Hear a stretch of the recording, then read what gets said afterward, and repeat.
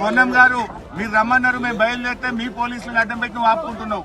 ఇది కరెక్ట్ కాదు పొన్నం గారు. ఇగో పొన్నం ప్రభాకర్ గారు ఫోన్ ఎత్తట్లేదు. పొన్నం ప్రభాకర్ గారు ఫోన్ రింగ్ అవుతుంది, ఆయన ఫోన్ ఎత్తడం లేదు. ఆయనేమో అక్కడ వీడియోలో మమ్మల్ని రమ్మని ఆహ్వానించాడు, అక్కడ అమరవీరుల స్తూపం దగ్గర ఉన్నాడు. కానీ మేము వెళ్తుంటే పొన్నం ప్రభాకర్ గారు ఫోన్ ఎత్తడం లేదు. తెలంగాణలో గురుకులాల టెండర్ల రచ్చ కాకరేపుతోంది. సవాళ్లు ప్రతి సవాళ్లతో హైదరాబాద్ నడిబొడ్డున గన్ పార్క్, మరోవైపు తెలంగాణ భవన్ రణరంగంగా మారిన పరిస్థితి కనిపిస్తూ ఉంది. 2,000 కోట్ల రూపాయల భారీ కుంభకోణం జరిగిందంటూ బీఆర్ఎస్ నేతలు ₹1 అవినీతి నిరూపించినా రాజీనామా చేస్తామన్న మంత్రి సవాల్ వెరసి గురుకులాల లొల్లి కాస్త పొలిటికల్ హైడ్రామాకు దారితీసింది. అసలు ఏం జరిగిందంటే, గురుకులాల పాఠశాలకు నిత్యావసరాలు, దుస్తుల సరఫరా టెండర్లలో నిబంధనలు మార్చి చికెన్ మసాలా సీఎం రేవంత్ రెడ్డి కోటరికి చెందిన పెద్దలకు దోచిపెట్టారని మాజీ ఐపీఎస్ బీఆర్ఎస్ నేత ఆర్ఎస్ ప్రవీణ్ కుమార్ తీవ్ర ఆరోపణలు చేశారు. డ్రగ్స్ కేసులతో సంబంధాలున్న వ్యక్తులకు కూడా కాంట్రాక్టులు ఇచ్చారంటూ ఆధారాలతో ప్రెస్ మీట్ పెట్టారు. దమ్ముంటే ఇవాళ ఉదయం 11 గంటలకు సోమాజిగూడ ప్రెస్ క్లబ్లో బహిరంగ చర్చకు రావాలి అంటూ కాంగ్రెస్ మంత్రులకు RS Praveen Kumar open challenge విసిరారు. ఎడ్యుకేషన్ మినిస్టర్గా ఉండగానే మీ పాఠశాల శాఖలో ట్రంక్ బాక్సులు కాంట్రాక్టు వచ్చిన చింతామణి పార్శ్వనాథ్ కంపెనీ యొక్క ఓనరు నిరంజన్ కుమార్ జైన్, మీ హోంశాఖ మంత్రిగా ఉన్న మీ హయాంలో డీజీపీగా పనిచేస్తున్న సివి ఆనంద్ గారే ప్రెస్ మీట్ పెట్టి ఈయన 30 సార్లు టోనీ అనేవాడికి కాల్ చేశాడు. ఈ టోనీ ఎవరు? టోనీ అనేవాడు ఎవడయ్యా అంటే హైదరాబాద్ మహానగరానికి హెరాయిన్, కొకెయిన్ సప్లై చేసే ఒక రాకెట్కు లీడర్. ఈ టోనీ అనే టోనీకి ఈ నిరంజన్ కుమార్ జైన్ 30 సార్లు సప్లై చేశాడు. ఇలా మేము అడుగుతున్నాము, వీడు డ్రగ్స్ సప్లై చేస్తాడా, లేకపోతే ట్రంక్ బాక్సులు సప్లై చేస్తాడా, లేకపోతే ఈ ట్రంక్ బాక్సులలో పిల్లలకు డ్రగ్స్ సప్లై చేస్తాడా? ఈ సవాల్కు కాంగ్రెస్ మంత్రులు కూడా గట్టిగానే స్పందించారు. ఎస్సీ ఎస్టీ సంక్షేమ శాఖ మంత్రి అడ్లూరి లక్ష్మణ్, మంత్రి పొన్నం ప్రభాకర్ స్పందిస్తూ అసలు టెండర్ల విలువే 1000 కోట్ల లోపే ఉందని, 2,000 కోట్ల రూపాయలు అవినీతి ఎలా జరిగిందని ప్రశ్నించారు. ప్రెస్ క్లబ్ కాదు, దమ్ముంటే అమరవీరుల సాక్షిగా గన్ పార్క్ వద్దకు రావాలని తాము సిద్ధంగా ఉన్నామని ఎదురు సవాల్ విసిరారు. మేము అవినీతి చేసినట్టు నిరూపిస్తే నీ దగ్గర ఏ ఆధారం ఉన్నా, నిన్న లక్ష్మణ్ కుమార్ చెప్పినట్టుగా మేము గతంలో కూడా కరీంనగర్లో కానీ ఇతర సందర్భాల్లో చెప్పినాం, మేము ముగ్గురం ఇక్కడనే ముక్కు నేలకు రాసి మా యొక్క రాజీనామాలు ఇస్తాం, లేకపోతే మీరేం చేస్తారో చెప్పండి. ఛాలెంజ్ చేస్తా ఉన్నాం. ఊరికే ఎప్పుడు పడతాడు, ఏది పడతాడు, కొనుక్కిసుకగానే మాట్లాడితే రోజు జవాబు చెప్పాం. అక్రమ సంపాదన ఏందని తప్పుడు సమాచారం చేయదు వరకు మాట్లాడకండి, మీరు విచారణ తెచ్చుకోండి, లేదా బహిరంగంగా తాడు బొంగురం లేని మీ ప్రవీణ్ కుమార్ చెప్పండి, మేము ఏమైనా చేసినామో ఆ పేపర్లు బయట పెట్టమనండి. నేను నా దగ్గర పేపర్లు మొత్తం రికార్డు తీసుకొచ్చినాం, కానీ ప్రెస్ ముందట్లో లేదా తాడు బొంగురం లేని వాళ్ళ ముంగడం చెప్పాం.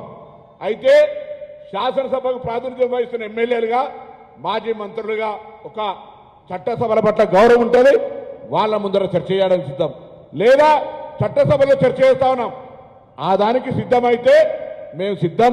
మేము ఎక్కడా ఓడ పెడతా ఉన్నాడు, ఏదో మేము తప్పించుకొని, అరే ఇది జంక్షన్, తెలంగాణ స్ఫూర్తికి జంక్షన్ ఇది, మేము రెడీగా ఉన్నాం. మేము మా పార్టీ కార్యాలయంలో కూర్చొని రమ్మంటారు, లేదా కాంగ్రెస్ లెజిస్లేటర్ పార్టీ కార్యాలయంలో కూర్చోలే. This is a public place. మేము ప్రెస్ క్లబ్ కూడా రావడానికి సిద్ధంగా ఉన్నాం, కానీ ఎవ్వరితోటి పడితే అంతటి చర్చకు సిద్ధం లేమో. మంత్రుల సవాల్ను BRS working president Harish Rao స్వీకరించారు. ఆర్ఎస్ ప్రవీణ్ కుమార్తో పాటు కలిసి తాము గన్ పార్క్ వద్దకు వస్తున్నట్టు ప్రకటించడంతో ఒక్కసారిగా వాతావరణం వేడెక్కింది. దీంతో అలర్ట్ అయిన పోలీసులు గన్ పార్క్ వైపు వచ్చే దారులన్నింటినీ కూడా క్లోజ్ చేశారు. బీఆర్ఎస్ నేతలు గన్ పార్క్ వైపు వెళ్లేందుకు ప్రయత్నిస్తుండటంతో వారిని పోలీసులు నిలువరించారు. దీంతో పరిస్థితి ఉద్రిక్తత నెలకొంది. నేతలకు పోలీసులకు మధ్య పెద్ద ఎత్తున తోపులాట జరిగింది. కాంగ్రెస్ బీఆర్ఎస్ శ్రేణులు కూడా ఎవరి పక్షం వైపు వారు నిలబడటంతో అక్కడ పరిస్థితి గంభీరంగా మారింది. చివరకు హరీష్ రావు, ఆర్ఎస్ ప్రవీణ్ కుమార్లను పోలీసులు అదుపులోకి తీసుకోవడము, వారిని గన్ పార్క్ వైపు వెళ్లకుండా నిలువరించడంతో పరిస్థితి యథాతథంగానే ఉద్రిక్తంగా కొనసాగింది. మొత్తానికి విద్యార్థులకు అందించాల్సిన యూనిఫామ్లు, పుస్తకాల టెండర్ల వివాదం ఇప్పుడు తెలంగాణలో అధికార ప్రతిపక్ష పార్టీల మధ్య పెద్ద రాజకీయ యుద్ధానికే దారితీసింది. మరి ఈ టెండర్లలో ఇంకెన్ని మలుపులు తిరుగుతుందో చూడాలి. ప్రయత్నం చేస్తున్నా పొన్నం గారు మీరు రమ్మన్నారు, మేము బయలుదేరితే మీ పోలీసులను అడ్డం పెట్టి నువ్వు ఆపుకుంటున్నావు. ఇది కరెక్ట్ కాదు పొన్నం గారు. ఇగో పొన్నం ప్రభాకర్ గారు ఫోన్ ఎత్తట్లేదు. పొన్నం ప్రభాకర్ గారు ఫోన్ రింగ్ అవుతుంది, ఆయన ఫోన్ ఎత్తడం లేదు. ఆయనేమో అక్కడ వీడియోలో మమ్మల్ని రమ్మని ఆహ్వానించాడు, అక్కడ అమరవీరుల స్తూపం దగ్గర ఉన్నాడు. కానీ మేము వెళ్తుంటే పొన్నం ప్రభాకర్ గారు ఫోన్ ఎత్తడం లేదు, ఇక్కడ పోలీసు వాళ్ళేమో మమ్మల్ని పోనీయడం లేదు. రింగ్ అవుతుంది, ఇట్ ఈస్ నాట్ ఆన్సరింగ్. అదే విధంగా ఇప్పుడు లక్ష్మణ్ గారికి ఫోన్ చేస్తాను, పొన్నం ప్రభాకర్ గారు ఎత్తలేదు. లక్ష్మణ్ గారు అరే ఇగో నన్ను రాలేదు పారిపోయినామని తిడుతున్నాడు. నువ్వు చూడు ఇక్కడ తిడుతున్నాడు నన్ను, హరీష్ రావు రాలేదని. ఇగో లక్ష్మణ్ గారికి చేస్తున్నా. ఇప్పుడు ఇందాక పొన్నం ప్రభాకర్ గారు ఫోన్ ఎత్తలేదు, ఇప్పుడు గౌరవ మంత్రి లక్ష్మణ్ గారికి కూడా నేను ఫోన్ చేస్తా ఉన్నా, రింగ్ అయితా ఉంది. లక్ష్మణ్ గారు కూడా ఫోన్ ఎత్తడం లేదు. గౌరవ లక్ష్మణ్ గారు పిలిచిన లక్ష్మణ్ గారు ఫోన్ ఎత్తట్లేదు. అక్కడేమో నన్ను పిలిచారు, మేము బయలుదేరితే పోలీసులను అడ్డం పెట్టి ఆపుతున్నారు. లక్ష్మణ్ గారికి ఫోన్ చేస్తే రింగ్ అవుతుంది, లక్ష్మణ్ గారు ఎత్తడం లేదు. పొన్నం ప్రభాకర్ గారు ఫోన్ ఎత్తడం లేదు. ఇప్పుడు నెక్స్ట్ అజారుద్దీన్ గారికి కూడా ఫోన్ చేస్తున్నాను. ముగ్గురు మంత్రులు పిలిచారు, ఇద్దరు మంత్రులు ఇప్పటిదాకా ఫోన్ ఎత్తలేదు. ఇప్పుడు అజారుద్దీన్ గారికి కూడా నేను ఫోన్ కలుపుతా ఉన్నా. మరి వారికైనా చెప్పి పోలీసులకు చెప్పండి, మమ్మల్ని వదిలిపెట్టండి, మమ్మల్ని వదిలిపెడితే మేము చర్చకు పోతాం. అజారుద్దీన్ గారి ఫోన్ రింగ్ అయితా ఉంది, ఇప్పటిదాకా పొన్నం ప్రభాకర్ గారు ఎత్తలేదు, లక్ష్మణ్ గారు ఎత్తలేదు. ఇప్పుడు అజారుద్దీన్ గారి ఫోన్ రింగ్ అవుతుంది. కనీసం అజారుద్దీన్ గారి ఫోన్ ఎత్తినా, ఇది అజారుద్దీన్ గారి ఫోన్, అజారుద్దీన్ గారికి ఫోన్ చేస్తున్నా. ఒకవేళ అజారుద్దీన్ గారి ఫోన్ ఎత్తితే పోలీసులకు చెప్పండి, మమ్మల్ని వదిలిపెట్టండి, మేము చర్చకు రావడానికి సిద్ధంగా ఉన్నామని. ఇప్పుడు ఇద్దరు మంత్రులకు ఫోన్ చేస్తే ఇద్దరు ఎత్తలేదు. మూడో మంత్రి అజారుద్దీన్ గారు ఫోన్ రింగ్ అయితా ఉంది, ఆయన కూడా ఫోన్ ఎత్తడం లేదు. ఒకవేళ అజారుద్దీన్ గారు మీరు టీవీలో చూస్తున్నటువంటి కాంగ్రెస్ నాయకులు అజారుద్దీన్ గారు కూడా ఎత్తలేదు. ముగ్గురు మంత్రులకు ఫోన్ చేసినాం, మేం బయలుదేరినాం, మీరే ఛాలెంజ్ విసిరారు, మీరే నన్ను రమ్మన్నారు. బయలుదేరి వస్తా ఉంటే మీ పోలీసులను అడ్డం పెట్టుకుని ఇవాళ మమ్మల్ని చర్చకు రాణిస్తారు. అంటే కాంగ్రెస్ ప్రభుత్వం తోకముడ్చింది, మంత్రులు పారిపోయినరు. మంత్రులు మేమొస్తే వాళ్ళ నిజాలు బయటకు వస్తాయి, వాళ్ళ స్కాములు బయటకు వస్తాయి, వాళ్ళ అవినీతి బయటకు వస్తుందని పోలీసులను అడ్డం పెట్టుకుని ఇక్కడ మమ్మల్ని ఆపుతా ఉన్నారు. ఇది ప్రజాస్వామ్యం కాదు. పోలీసులను అడ్డం పెట్టుకుని రాజకీయం చేయడం కాదు. మీరు తప్పు చేయకపోతే, అవినీతికి పాల్పడకపోతే, స్కామ్ చేయకపోతే మమ్మల్ని పోలీసులను పెట్టి ఎందుకు ఆపుతున్నారు? మేమేమి చర్చించడానికే వస్తున్నాం, యుద్ధానికి రావడం లేదు, పోరాటానికి రావడం లేదు.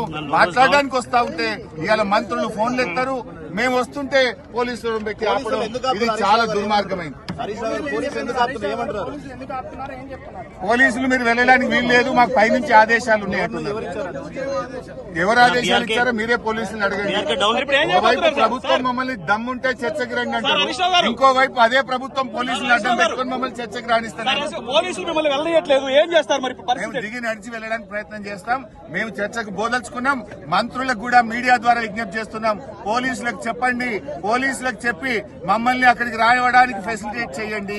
పోలీసులకు మీరు చెప్పడం లేదు, పోలీసులను పెట్టి మీరు అడ్డుకుంటున్నారంటే మీరు పారిపోతున్నట్టు, మీరు అవినీతికి పాల్పడుతున్నట్టు. మీ పోలీసులకు చెప్పి మమ్మల్ని చర్చకు అలో చేయాలని మంత్రుల్ని డిమాండ్ చేస్తున్నాం. మంత్రులారా మీరు అక్కడే ఉండండి, మేము నడుచుకుంటూ బయలుదేరుతున్నాం. పాదయాత్రలో అయినా అక్కడికి వస్తాం, మీతో చర్చిస్తాం. ఆచి చికెన్ మసాలా